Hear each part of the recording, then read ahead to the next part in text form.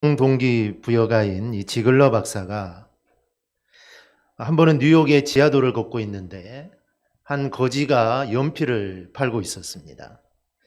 이 다른 사람들처럼 이 지글러 박사도 1달러를 주고 연필을 받지 않고 지하도로 내려가다가 다시 발을 옮겨 그 사람에게 이렇게 말했습니다. 여보시오, 내가 아까 1달러를 주었는데 그 연필을 다시 나에게 주시오. 연필을 주자 이 지글러 박사는 그 연필을 받아들고 이렇게 이야기합니다. 여보시오, 이제 당신은 나와 같은 비즈니스맨이요. 당신은 더 이상 거지가 아닙니다.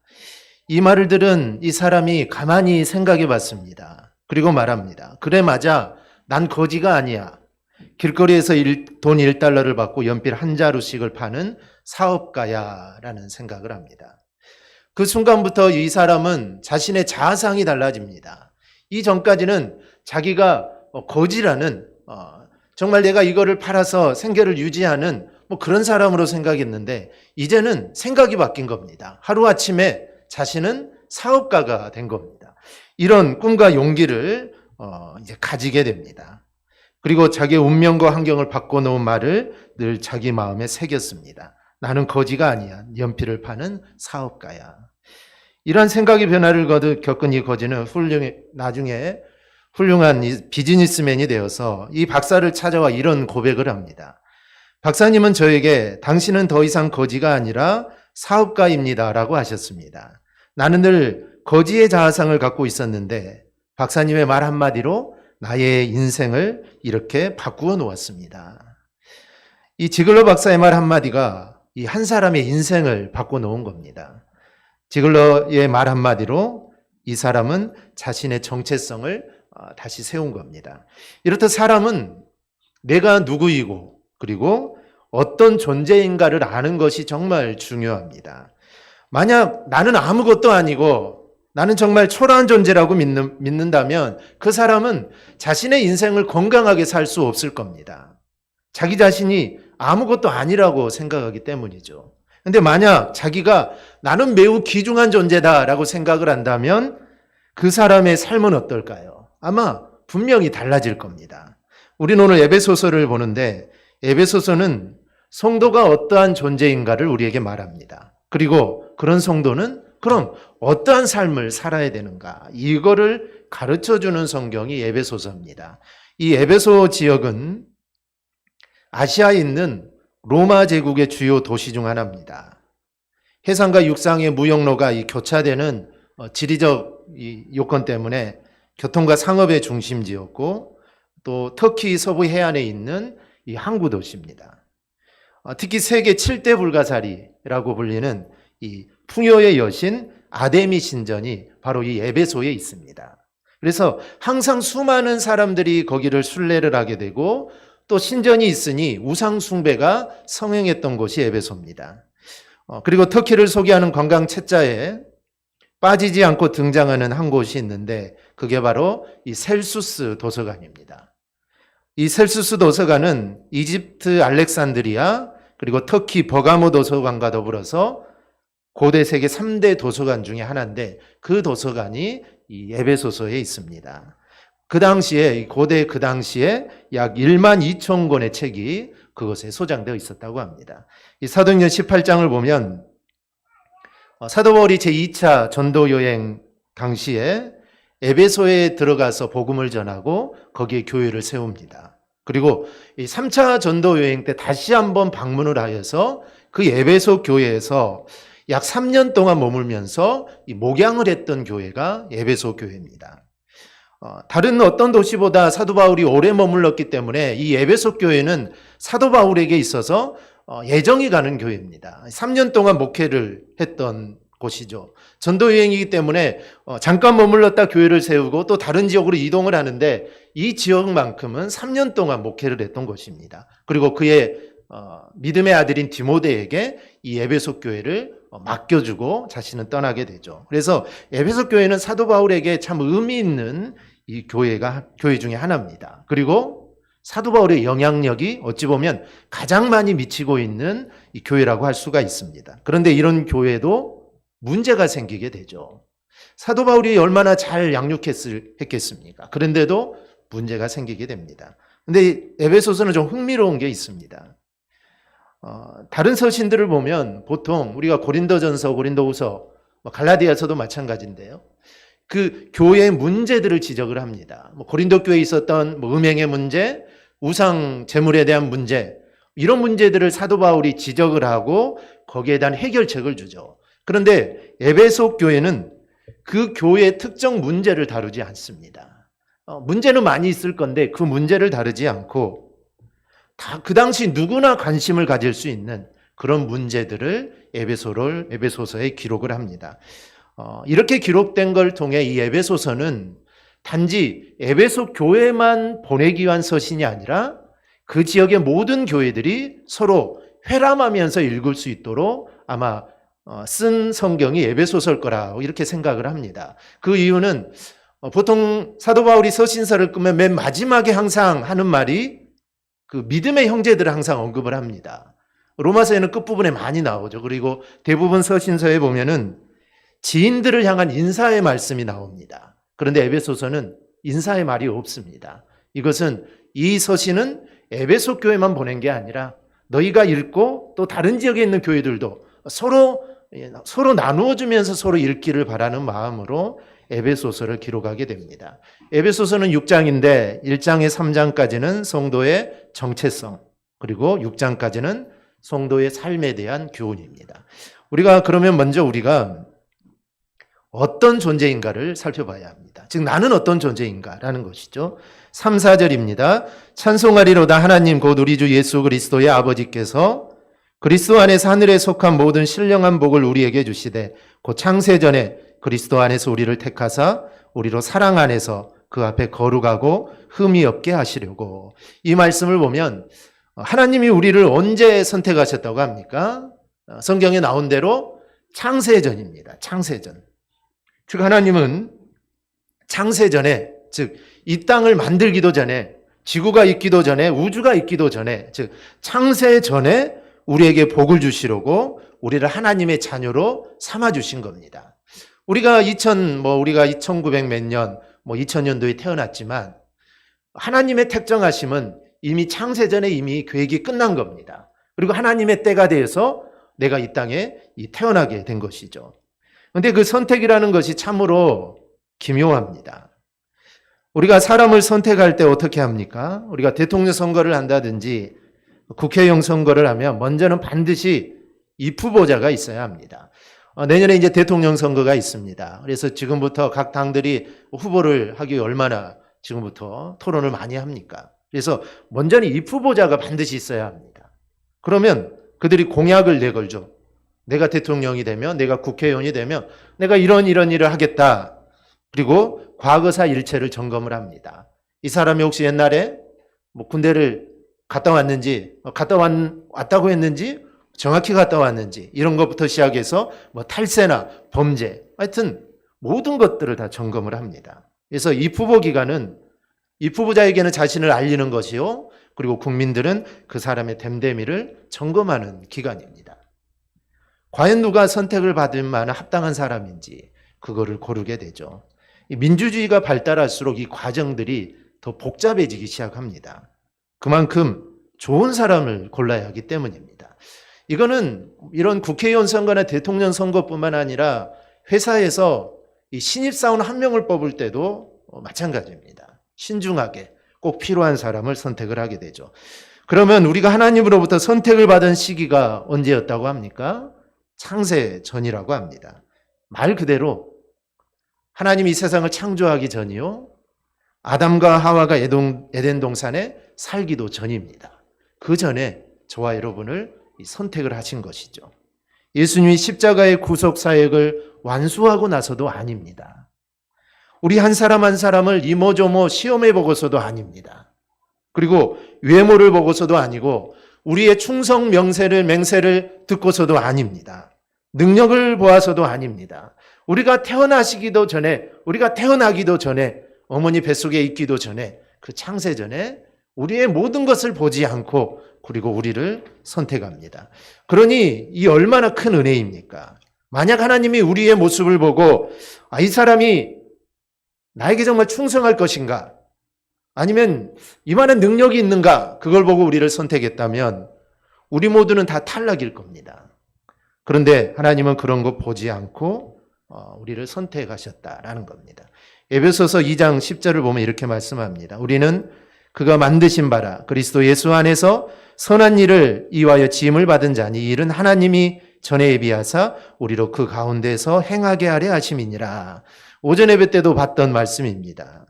이 만드신 바가 포이에마라고 했는데 걸작품이라고 했습니다. 그래서 하나님은 우리를 아주 걸작품으로 만들었다라는 것이죠. 그래서 우리는 무가치한 존재가 아니다. 우리는 별 볼 일 없는 존재가 아니라 우리는 정말 귀한 존재라는 것입니다. 그런데 정말 이렇게 하나님이 정성을 다하여 최고의 작품을 만들었는데 이런 인간이 무가치하고 별 볼 일 없는 존재가 되는 경우가 있습니다. 마태복음 14장 21절입니다. 인자는 자기에 대하여 기록된 대로 가거니와 인자를 파는 그 사람에게는 화가 있으리로다. 그 사람은 차라리 나지 아니하였더라면 자기에게 좋을 뻔하였느니라 하시니라. 이 사람이 누굴까요? 오늘 성경이 증거하고 있는 사람은 가룟 유다입니다. 이 사람은 차라리 이 세상에 나지 아니하였다면 더 좋았을 거다라고 말합니다. 성경은 가룟 유다에 대해 도둑이라고 말을 하고 태어나지 않는 것이 자기에게 좋았을 것이다 라고 말을 합니다. 왜 이런 말을 할까요? 그 이유는 가룟 유다는 주님을 배반하고 결국 들어갈 곳은 지옥입니다. 그래서 지옥에 가서 영원토록 고통을 당하게 되겠죠. 그러면 지옥에 갈 거면 본인 스스로에게는 어찌 보면 태어나지 않는 것이 더 좋았을 겁니다. 그런데 이 땅에 태어나서 주님을 배반하고 지옥에 가게 되었으니 자신에게 얼마나 손해가 됩니까? 그래서 성경은 이 사람은 차라리 나지 아니하였으면 더 좋았을 것이다 라고 이렇게 증거를 합니다. 그럼 하나님의 사람이 이렇게 하나님 만드신 최고의 걸작품인데 왜 이렇게 가룟 유다처럼 그리고 그 외의 사람들처럼 비참하게 됩니까? 그 이유는 단 하나입니다. 바로 자기 욕심대로 살기 때문입니다. 에덴 동산에서부터 시작해서 욕심을 부린 사람들은 다 망했습니다. 아담과 하와 하나님이 따먹지 말라는 그 선악을 알게 하는 나무를 따먹어서 그들은 에덴 동산에서 쫓겨납니다. 소돔과 고모라, 자기 육신의 정욕대로 살던 사람이 불벼락을 맞습니다. 광야에서는 먹고 마시는 문제로 욕심을 부리던 사람들이 광야에서 다 죽었습니다. 야고보서 1장 15절에서 욕심이 잉태한즉 죄를 낳고 죄가 장성한즉 사망을 낳느니라. 바로 이 말씀 그대로 다 된 겁니다. 하나님이 우리를 하나님의 자녀로 그리고 멋진 존재로 가치 있는 존재로 만들었는데 우리가 하나님 말씀대로 안 살고 육신의 정욕대로 육신의 욕망대로 우리가 이기심대로 살면 우리는 다 망하는 겁니다. 이 마트 트웨인이라는 사람이 지은 왕자와 거지라는 이 소설이 있습니다. 다 아시죠? 다 아는 내용일 겁니다. 줄거리를 잠깐 말씀드리면 때는 16세기 영국인데요. 왕국에서 헨리 8세 왕의 아들 에드워드 튜터가 태어납니다. 그런데 같은 날 런던의 한 뒷골목에서는 술주정뱅이 거지의 아들인 톰 캔디가 태어납니다. 두 소녀는 한 날 한시에 태어났는데 한 사람은 고귀한 왕자가 되었고 한 사람은 비참한 거지의 신분을 갖습니다. 그래서 서로 다른 삶을 살게 되죠. 그런데 어느 날 우연히 왕궁 주변에서 비를 피해 돌아다니던 톰을 발견한 이 왕자가 그를 안쓰럽게 여겨서 궁으로 데리고 들어옵니다. 그리고 같이 재미있게 놀죠. 그래서 재미삼아 옷을 한번 둘이 바꿔 입어봅니다. 그런데 놀랍게도 톰과 에드워드는 똑같이 생겨가지고 겉으로 볼 때는 누가 왕자인지 누가 거지인지 이게 구별이 되지 않습니다. 그런데 옷을 바꿔 입은 상태로 이 왕자가 잠깐 밖을 나갔다가 들어오려고 하는데 이 경비병이 왕자를 알아보지 못하는 겁니다. 그래서 왕자를 쫓아내게 되죠. 그래서 이 왕자는 왕이지만 쫓겨나게 되어서 거지 속으로 들어갑니다. 그래서 거기서 죽도록 고생을 하게 되죠. 반대로 톰은 거지가 왕자가 돼서 궁에서 화려한 생활을 합니다. 그러다 에드워드 왕자는 이 마일스라는 기사에게 도움을 받아 목숨을 건지고 다시 왕자가 되어 마침내 왕이 됩니다. 우리가 여기서 주목할 것은 왕자도 거지 옷을 입으니 거지가 되어서 거지 생활을 합니다. 그런데 거지 생활을 하다 보니 거기에 익숙해진다는 것이죠.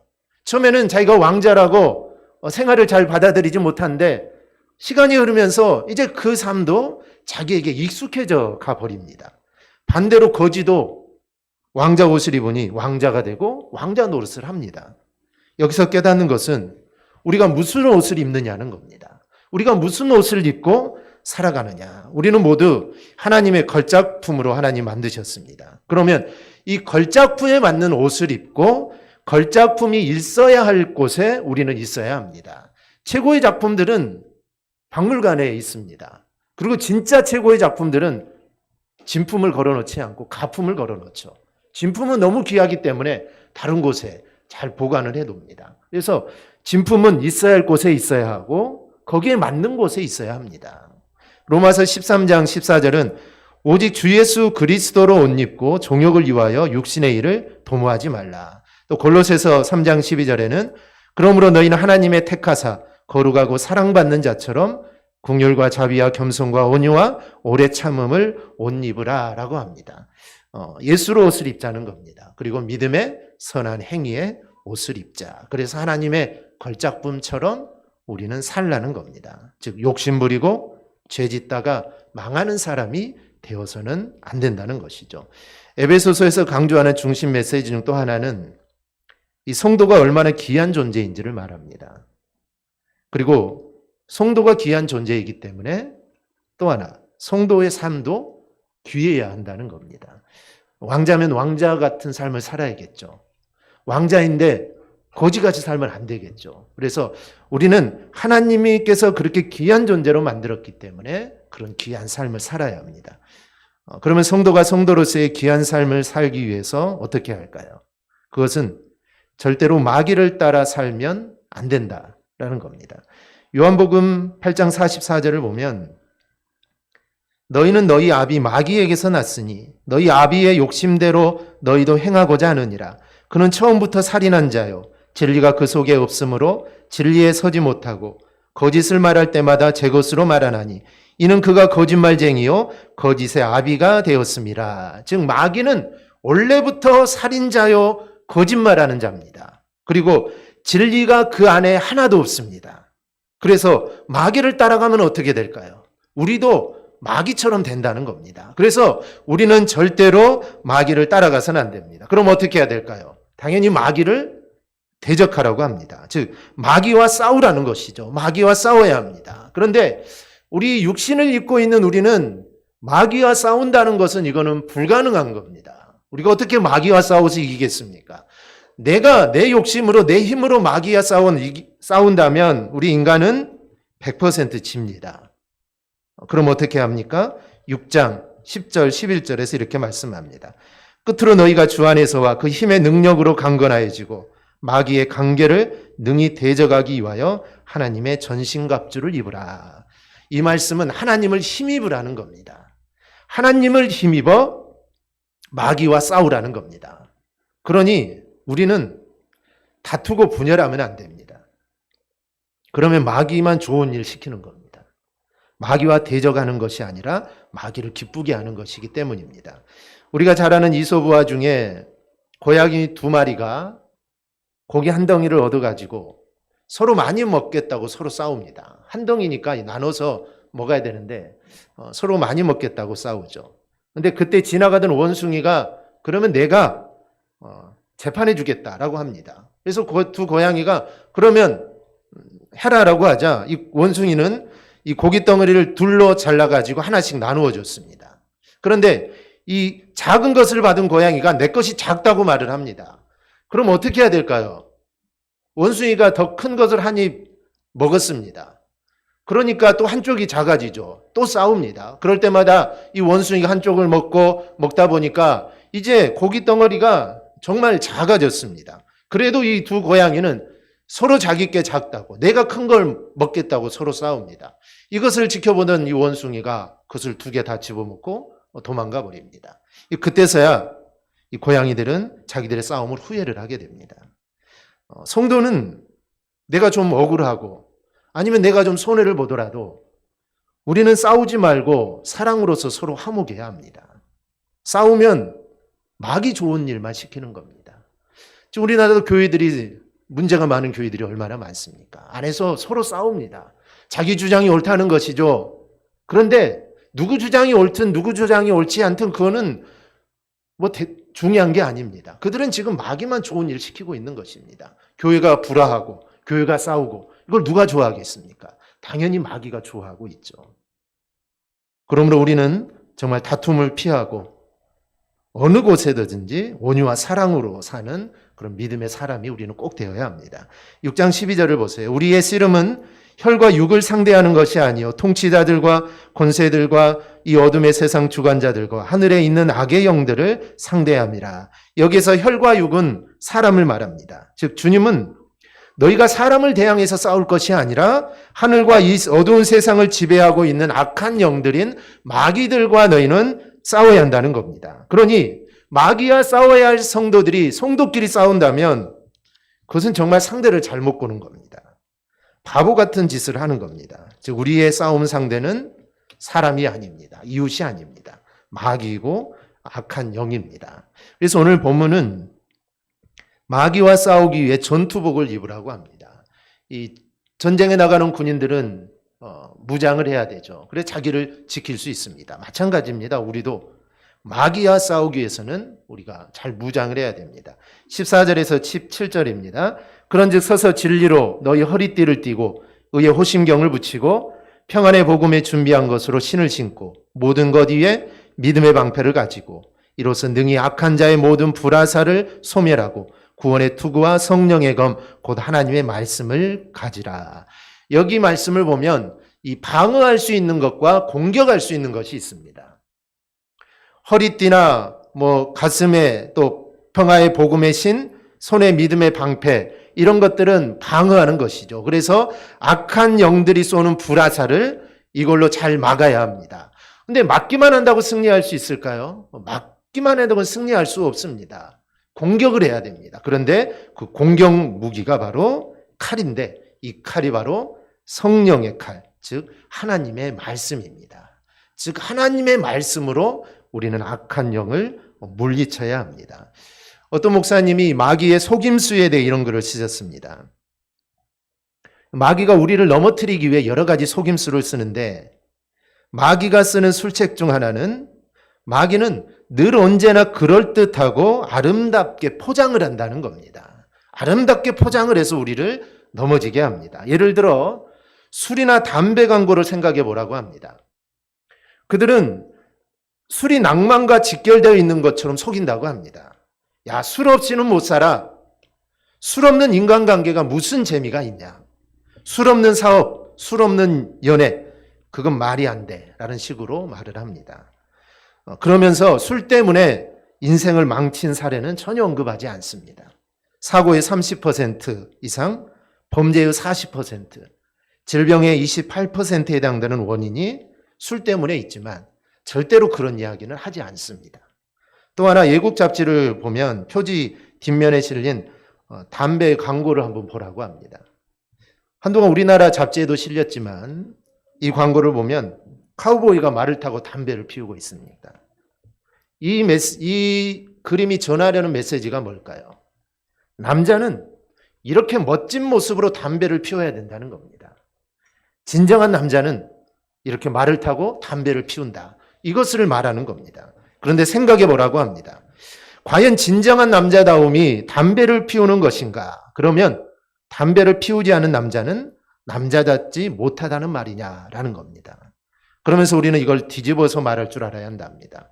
담배 하나 끊지 못하는 남자가 무슨 남자냐라는 것이죠. 생각해보면 맞죠. 맞는 말입니다. 지금은 금연구역이 늘어나고 담배 피울 곳이 많이 사라지고 있습니다. 그래서 베란다에 가서 피우기도 하고 밖에 나가면 거의 담배를 피울 수가 없습니다. 그래서 흔히 하는 말로 내가 이러느니 내가 담배를 끊겠다. 그런데 못 끊습니다. 야, 그게 어디 남자냐. 자기가 한 말도 이루지 못하는 게 무슨 남자냐라는 것이죠. 우리는 마귀가 얼마나 그럴듯하게 포장하여 우리를 속이는지 우리는 그 모든 것들을 우리는 꿰뚫고 있어야 합니다. 마귀는 마치 독이 묻은 칼로 우리에게 맛있는 과일을 깎아주겠다고 합니다. 마귀는 항상 이런 식으로 우리에게 접근을 해서 하나님의 백성을 넘어뜨리고 속입니다. 그러니 우리는 정신을 바짝 차려야 합니다.